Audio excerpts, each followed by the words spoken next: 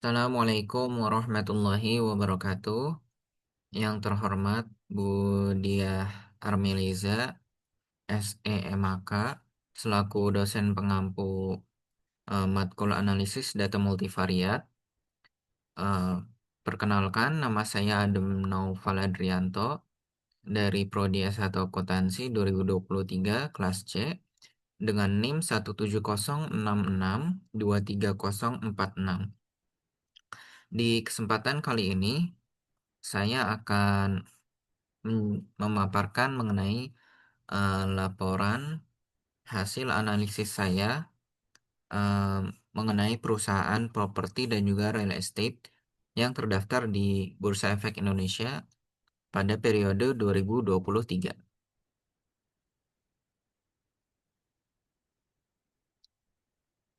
Di sini saya mengambil data dari papan pengembangan yang saya dapatkan di Bursa Efek Indonesia dengan total perusahaan properti dan real estate sebanyak 31 perusahaan. Di sini tercantum ada kode, nama perusahaan, lalu profitabilitas atau return on asset, ada komite audit, opini audit tahun sebelumnya, dan juga audit delay. Untuk return on asset, saya mendapatkan datanya juga dari Bursa Efek Indonesia.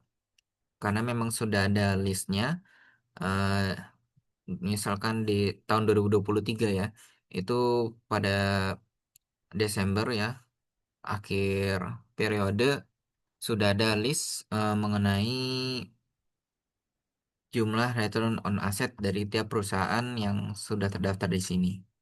Jadi ada yang minus, ada yang berkurang, ada juga yang mendapatkan keuntungan yang bertambah. Kalau bisa dilihat di sini yang paling besar ada di Pujiadi Prestige Tbk sebesar 53,32%, dan yang paling rendah itu ada di Bliss Property Indonesia Tbk yang mengalami penurunan sebesar 15,66%. Untuk komite audit, em, dari observasi saya, semuanya itu rata-rata komite auditnya jumlahnya adalah 3 orang. Lalu untuk opini audit tahun sebelumnya, yaitu di tahun 2022, itu beragam ya hasilnya. Ada dari skala 1 sampai skala 5. Untuk keterangannya bisa dibaca di bawahnya ini, di mana komite audit tadi adalah jumlah anggota komite audit di perusahaan. Lalu audit delay itu jumlah hari, di mana itu dari tanggal laporan audit independen yang biasanya pada tanggal 31 Desember sampai tanggal tutup buku laporan keuangan, di mana itu disesuaikan sama tanggal dari penerbitan perusahaannya. Lalu yang terakhir ada opini audit tahun sebelumnya, ada 5 nilai. Yang pertama itu disclaimer opinion, tidak menyatakan pendapat. Nilai kedua adverse opinion, tidak wajar. Yang ketiga qualified opinion, wajar dengan pengecualian. Yang keempat adalah unqualified opinion with explanatory atau wajar tanpa pengecualian dengan penjelasan. Dan yang terakhir, nilai yang 5 adalah unqualified opinion, yaitu wajar tanpa pengecualian. Dari hasil analisis saya, kebanyakan dari perusahaan ini mendapatkan nilai opini audit sebesar 5. Tetapi ada juga satu yang mendapatkan nilai 3, yaitu qualified opinion di perusahaan Bakriland Development Tbk. Ada juga yang tidak menyampaikan pendapat ya. Eh, di mana pada saat saya mencari datanya itu tidak menyatakan pendapat karena unaudited, jadi belum diaudit sama perusahaannya gitu. Di mana di sini yang mendapatkan nilai 1 adalah Capri Nusa 1 Property Tbk, Armidian Karyatama Tbk, Rimo International Lestari Tbk, Eureka Prima Jakarta Tbk, Aksara Global Development Tbk, Kaul Development Tbk, yaitu itu adalah diantaranya yang tidak menyatakan pendapat atau opini audit. Lalu yang terakhir adalah audit delay, yaitu rentang waktunya tadi ya dari akhir periode sampai ke tanggal pelaporan dari perusahaannya itu kapan, sebanyak berapa hari. Di sini rentangnya itu dari 88, 85 yang paling cepat yaitu di KBAG, dan juga oh maaf ada di PLIN yang paling cepat Plaza Indonesia Reality Tbk, di mana hanya membutuhkan 75 hari dari 31 Desember 2023, dan yang paling lama yaitu adalah Pollux Properties Indonesia Tbk selama 334 hari ya. Jadi rentangnya sangat jauh sekali. Tapi walaupun begitu opini auditnya tetap 5 ya. Jadi wajar tanpa pengecualian. Em, oke, untuk selanjutnya itu adalah analisis untuk mendapatkan eh, nilai uji asumsi klasik dan juga analisis regresi, di mana di eh, analisis saya ini menggunakan analisis regresi linear berganda. Oke, kita akan pindah sebentar ke SPSS-nya dulu.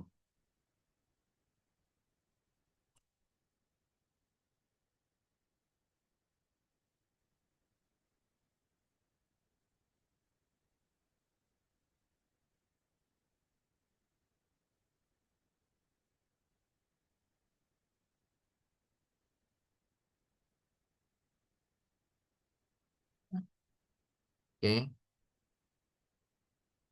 jadi pasti yang pertama dari SPSS adalah mencatat eh, variabelnya, dependen dan juga independen, di mana yang terikat adalah Y, yaitu audit delay. Lalu yang tidak terikat atau independen adalah X1 sampai X3 ini, profitabilitas atau ROA, komite audit, dan juga opini audit tahun sebelumnya. Jika sudah, maka eh, meng- datanya ini saya copy paste aja untuk lebih cepatnya, yaitu sebanyak 31 perusahaan ya tadi, yaitu dari X1 sampai Y. Nah, ini hasilnya nanti akan didapatkan setelahnya ya, yang residual ini. Eh, untuk mencarinya adalah residual yaitu dari analyze, lalu ke regression, hmm, linear. Itu di mana kita memasukkan variabel Y-nya ke dependen, X1, X2, dan X3-nya ke independen ya. Ini untuk data-data yang dicari adalah ini di statistik yang perlu dicentang adalah eh, collinearity, Durbin-Watson, lalu di plotnya itu histogram dicentang, normal probability plot dicentang. Ini S residualnya ke Y, Z prime-nya ke X. Dan ini jangan lupa dicentang adalah unstandardized residualnya, jangan lupa dicentang. Selain dari regresi linear, itu ada juga yang lainnya yaitu di sini descriptive statistik, lalu ke explore. Nah, yang dimasukkan ke dependent list adalah unstandardized residual. Jadi nilai residual yang sudah didapatkan tadi gitu ya.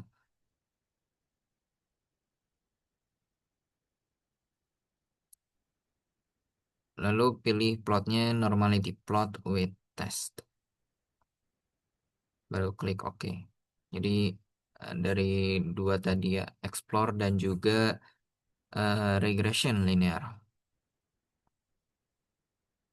Kita akan berpindah lagi untuk melihat output dari SPSS-nya.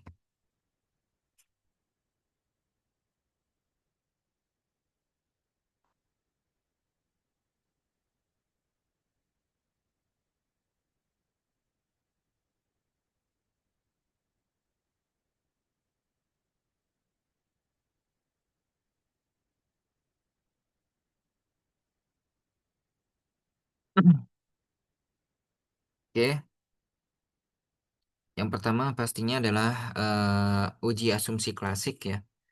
Di sini adalah tes normalitas memakai tes Kolmogorov-Smirnov dan juga Shapiro-Wilk. Tadi kan sudah dicentang ya unstandardized residualnya. Nah, berdasarkan tabel ini kita lihat bahwa nilai signifikansinya adalah memang nol ya. Di mana seharusnya yang normal itu adalah di atas 0,05 gitu. Jadi kalau misalkan di bawah 0,05 berarti data yang saya analisis ini masih belum terdistribusi secara normal atau normalitasnya belum terpenuhi gitu. Tapi kita lanjut aja. Yang kedua adalah tabel untuk menentukan multikolinearitas dan juga persamaan regresi. Yaitu dari tabel ini kita bisa lihat ya. Di sini hanya ada dua, profitabilitas dan opini audit tahun sebelumnya. Mengapa komite audit tidak ada? Eh, itu bisa disebabkan karena faktor nilai dari komite audit yang tadi ya, itu konstan ya. Jadi tiga semua. Jadi bisa dibilang eh, tidak terlalu berpengaruh terhadap variabel yang lainnya gitu.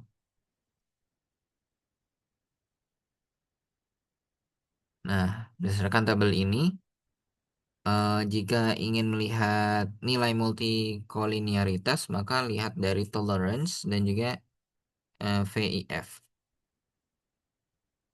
Ini bisa dilihat toleransinya sama-sama 0,937 dan juga untuk VIF-nya 1,067. Di mana nilai toleransi itu memenuhi jika nilainya lebih dari 0,1. Nah, ini kan 0,9 berarti lebih. Dan juga untuk VIF-nya itu harus di bawah 10 gitu untuk memenuhi multikolinearitas. Nah, berarti dapat disimpulkan bahwa antar variabel independen ini tidak terjadi atau terbebas dari masalah multikolinearitas ya, karena memenuhi syaratnya tadi. Untuk persamaan regresinya, ini bisa lihat dari unstandardized coefficient-nya ini yang B aja, yaitu 110,465 minus 137 X1 ya tadi profitabilitas. Nah, X2-nya kan tadi karena konstan jadi dibiarkan aja segitu plus X2 dikurang 0,634 X3. Karena X3-nya tadi opini audit tahun sebelumnya. Ditambah sama E. E adalah residual errornya. Itu untuk persamaan regresinya. Lanjut. eh oh ya, ini persamaan regresi itu sama aja dengan analisis regresi linear berganda ya. Berganda karena variabelnya lebih dari satu gitu. Jadi persamaannya begini. Analisis regresi linear bergandanya. Ini lanjutan dari uji asumsi klasik yang tadi, yaitu untuk menentukan heteroskedastisitas. Di sini bisa dilihat bahwa signifikansinya adalah 0,845 untuk profitabilitas, 0,833 untuk komite audit karena dia konstan ya, konstan. dan juga 0,132 untuk opini audit tahun sebelumnya. Bisa dilihat bahwa dari tiga ini memenuhi syarat bahwa penelitian ini tidak terjadi atau terbebas dari masalah heteroskedastisitas. Mengapa? Karena di sini bisa dilihat ada kriterianya ya. Yang pertama yaitu jika nilainya kurang dari 0,05 maka terdapat masalah gitu. Tapi bisa dilihat bahwa ini ketiganya signifikansinya di atas 0,05 sehingga tidak terdapat masalah heteroskedastisitas gitu. Oke, lalu untuk yang terakhir yaitu autokorelasi seperti yang sudah diajarkan yaitu saya menggunakan tes Durbin Watson di mana di sini nilainya adalah 2,182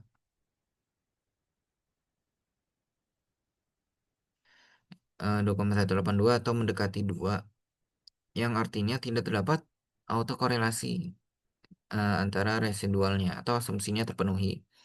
Mengapa bisa begitu? Karena ini bisa dilihat lagi ada tiga kriteria. Yang pertama, jika kurang dari 1,5 ya nilai Durbin Watsonnya, maka itu autokorelasinya positif.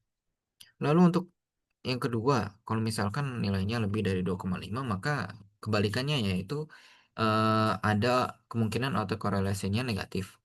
Dan yang ketiga, jika mendekati ya, atau sama dengan 2 maka tidak terdapat autokorelasi. Di mana dalam kasus ini begitu ya, yaitu 2,182 itu lebih mendekati pada nilai 2. Eh, oke, mungkin kita pindah sebentar ya.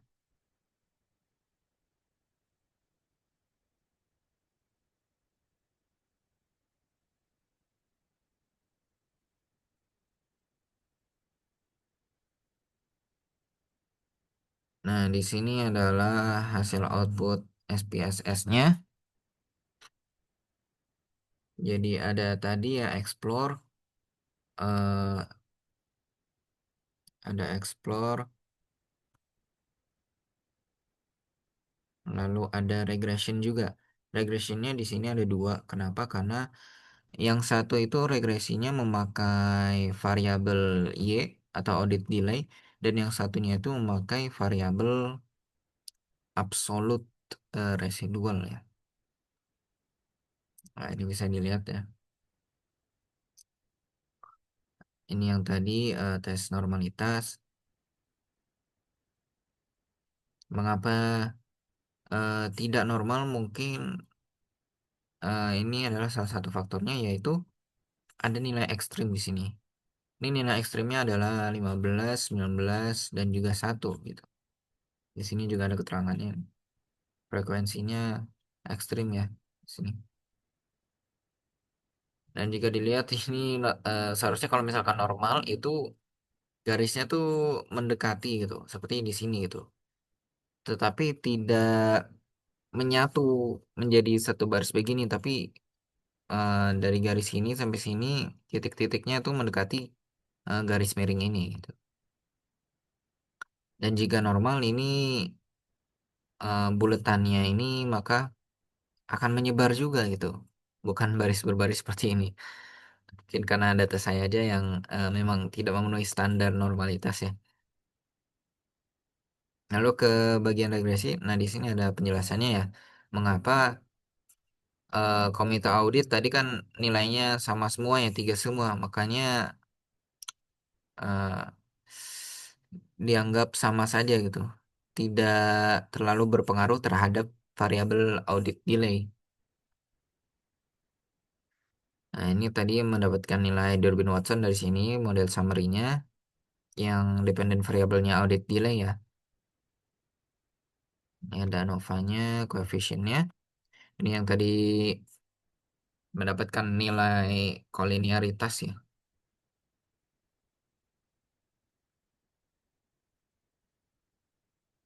Nah, ini juga gambarnya eh, masih kurang benar karena memang yang bagus itu kan gambarnya adalah bel ya, membentuk bel.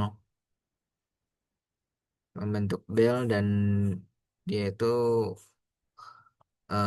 diagram batangnya itu bersusun bertingkat-tingkat gitu.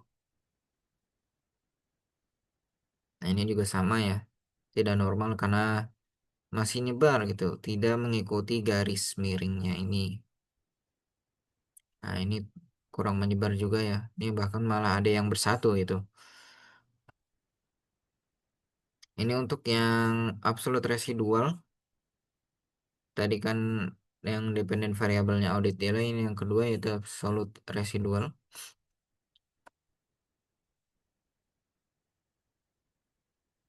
Yang dimana untuk menentukan tadi ya signifikansi nilai dari sini ya. Dan ini kebetulan juga kolinialitasnya sama ya. Lagi-lagi ya kurang lebih sama untuk grafik dan diagram dari absolute residual ya dependent variabelnya. Ya.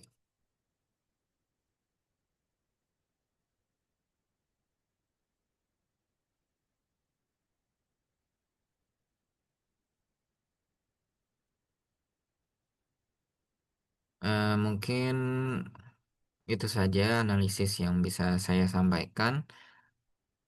Dan ini adalah untuk daftar pustakanya dari laporan tahunan auditor independen dari masing-masing PT ya, 31 perusahaan itu. Dan juga dari ini pengaruh profitabilitas komite audit dan opini audit tahun sebelumnya terhadap audit delay. Ini merupakan acuan skripsi yang saya ambil dari kakak tingkat yang lulus pada tahun 2023 bernama Farah Wirnawati, di mana dia juga mempublishnya dalam Jurnal Revenue, Jurnal Ilmiah Akuntansi.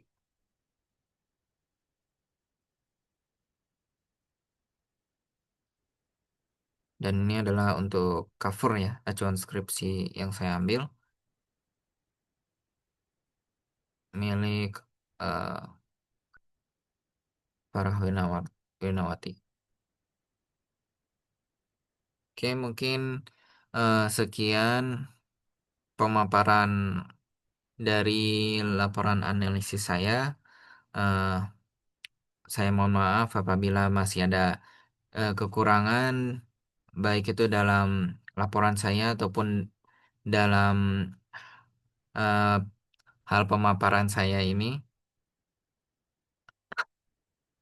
Eh, Kurang lebihnya saya mohon maaf. Wabillahi taufiq wal hidayah. Wassalamualaikum warahmatullahi wabarakatuh. Terima kasih atas perhatiannya.